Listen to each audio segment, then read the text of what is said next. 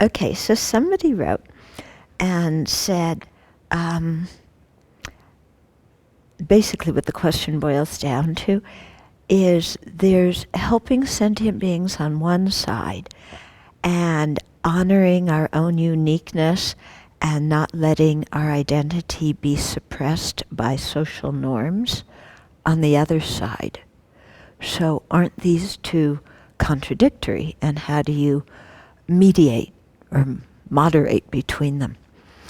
So behind this question, there seems to be the assumption that doing what other people want is compassionate and kind of honoring your own uniqueness and not letting your identity, not just going along with social norms for the sake of going along with social norms, or, that is somehow selfish.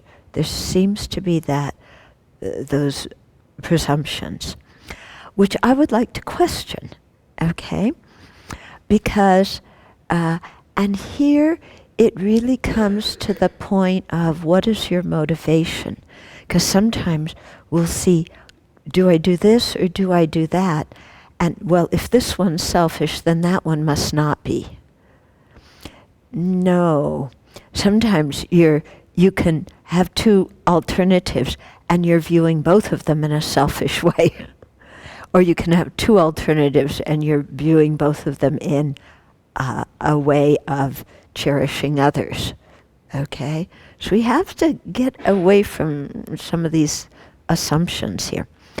Okay, so what about the assumption that if you do what other people want you to do, that's being kind and compassionate? Okay, in some cases it's true, isn't it? Somebody wants to do something, your spouse wants to go to the movies, you want to make that person happy, you go to the movies, even though you may not particularly want to, but, it helps make the other person happy, and why not? Yeah, so that's a kind action to do. Yeah. On the other hand, doing what some people want, we can do what they want out of fear.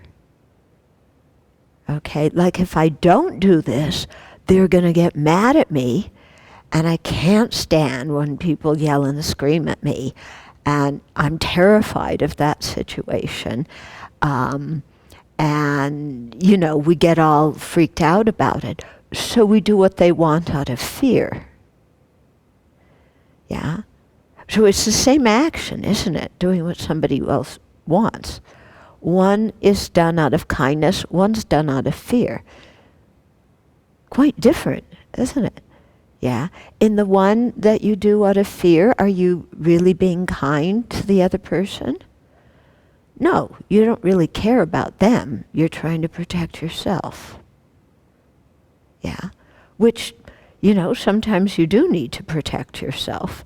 But don't get that confused with being kind to the other person. Yeah. Be honest about it. Yeah. So, so you can see here, also there are many instances where if we do what other people want, it's outright dangerous and stupid. Like a friend has been drinking and they want to take us home. I'll do what they want because they're saying, I'm fine, I'm not drunk. It's completely okay. Don't you trust me? That's the big one. Don't you trust my driving? So then you feel, okay, well, I better get in the car, it'd be nice to that person, otherwise, I'm just being a pain in the neck. Is that kindness? No, that's being dumb, isn't it? That's coming to personal pressure out of attachment to approval and attachment to reputation. Okay? So don't assume that doing what the other person wants you to do is necessarily the compassionate, kind thing to do. Okay? I mean, what about the example, your parents want you to be an engineer. Yeah? Let's say they really want you to be an engineer because they want you to have a good career and bring in enough money so you have a comfortable life and like that. So they want you to be an engineer. From your side, you can't stand engineering. You don't do very well at math. Yeah. You have no interest in building buildings. Is it kind and compassionate to go and be an engineer?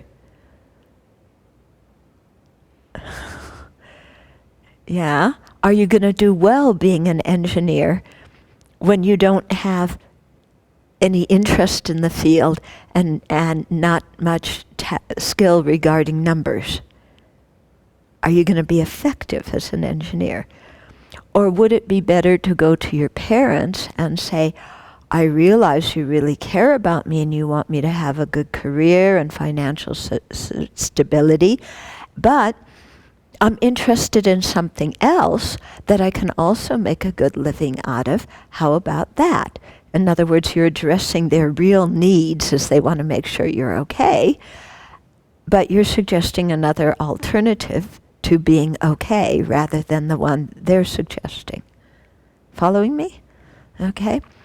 Then what about the supposition here that honoring our own uniqueness and not letting social norms restrict who you know, your identity?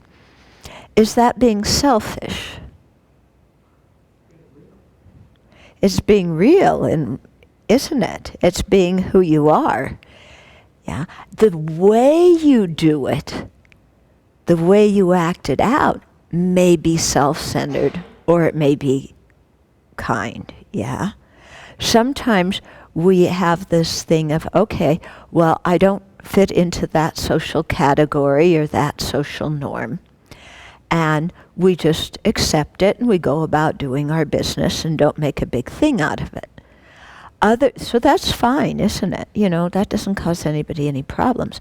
Sometimes when we don't fit into a social norm, we want to show that we're rebellious.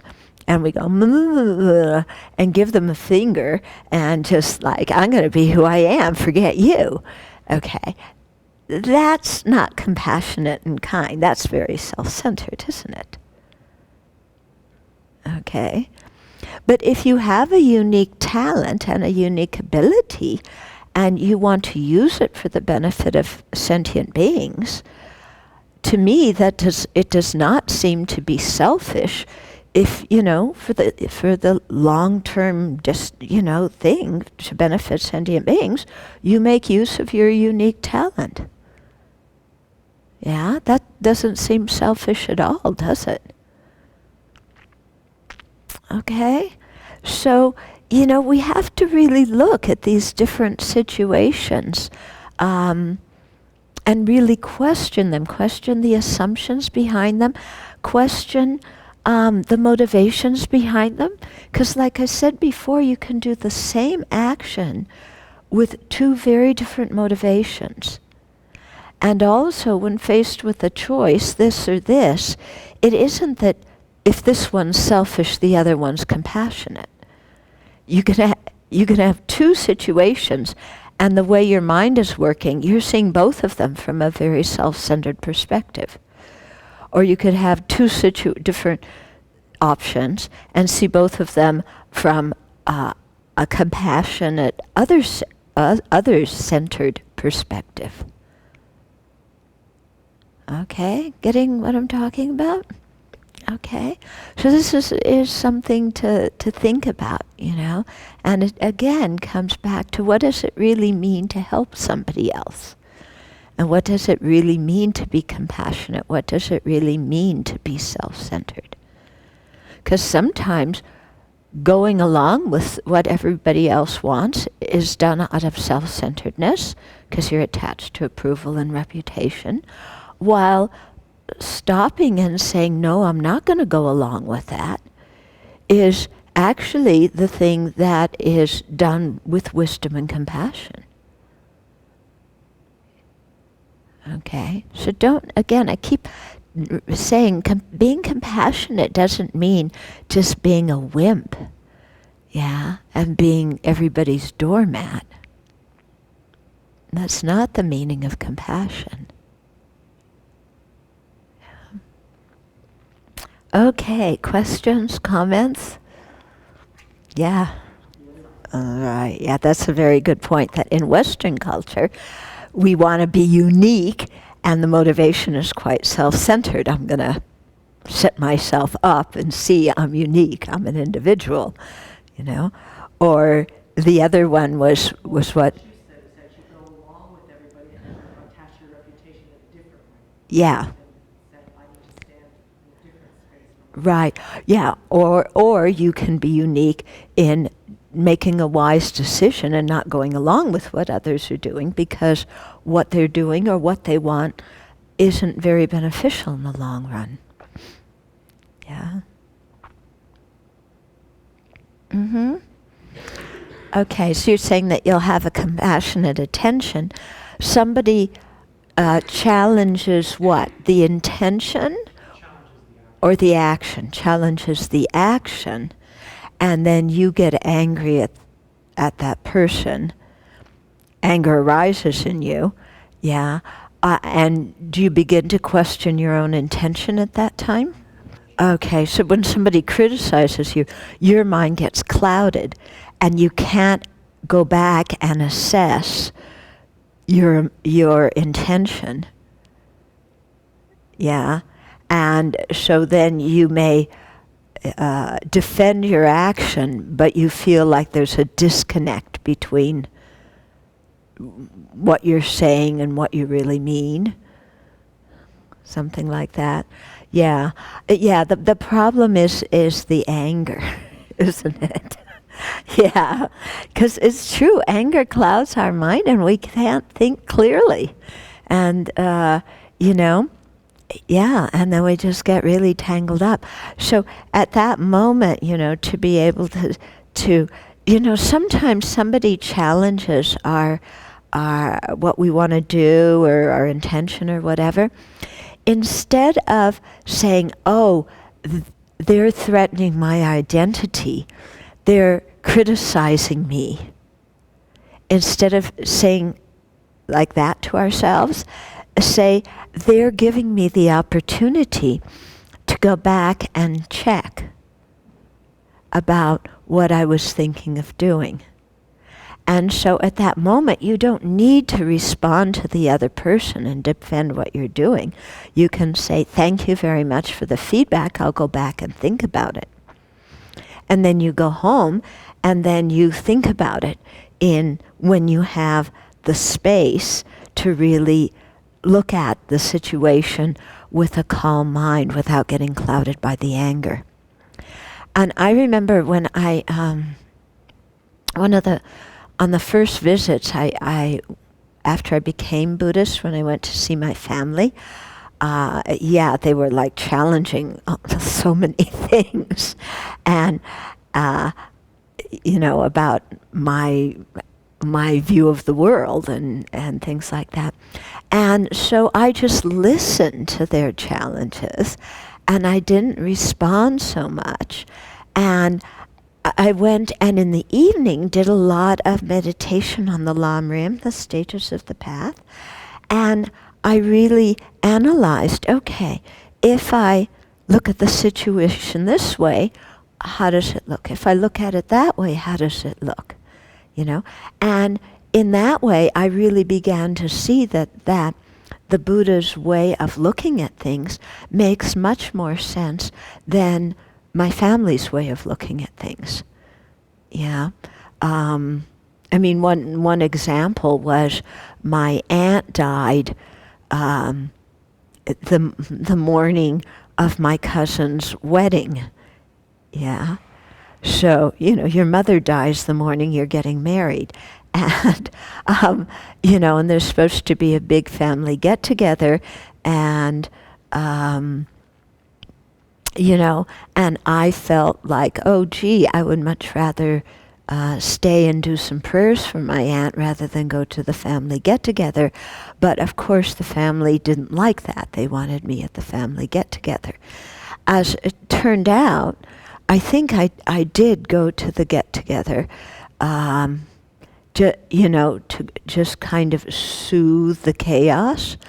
But when I came home, I really looked at that situation, and I thought, okay, what's more suitable, to do prayers for my aunt or to go out and have a good time?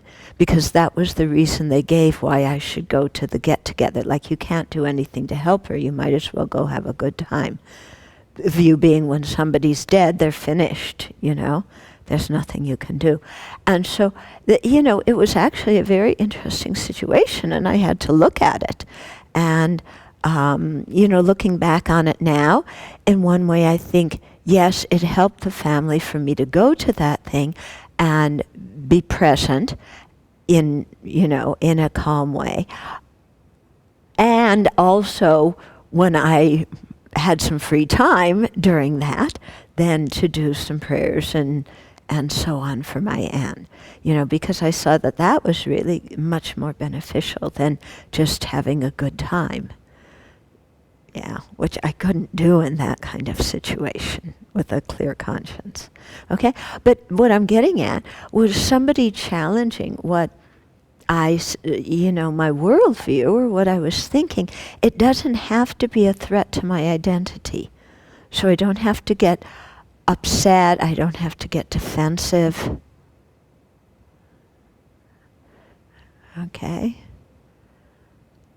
Yeah. This is a big thing, I think, for all of us. Sometimes people just ask us a question, and we're like, yeah. Yeah? Huh? What is under the threat of our identity? Well, somebody's asking a question, so it's this grasping at a truly existent I arises very strongly. Yeah. They are questioning me and my ability to make decisions, or my autonomy, or my wisdom, or somehow I am under threat. Yeah, it could be, yeah. Oh, yeah. It brings up all sorts of, they're challenging my wisdom. Anyway, I don't really believe in myself. So there's all sorts of stuff that kind of jumps into the mess there. Okay. But it all centers around I, the wrong conception I, that there's this solid me there that is going to be obliterated if somebody disagrees. It's amazing, isn't it, how we feel so totally vulnerable, like we're going to disappear if somebody else disagrees with what we're thinking. When we look at it from a calm perspective, our defensiveness looks completely insane, doesn't it? Yeah.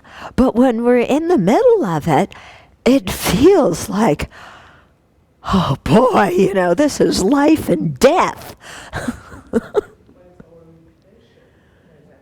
It's our what? Reputation. Yes, it's our reputation and our sense of being an autonomous individual, and all of a sudden everything is at stake. Yeah?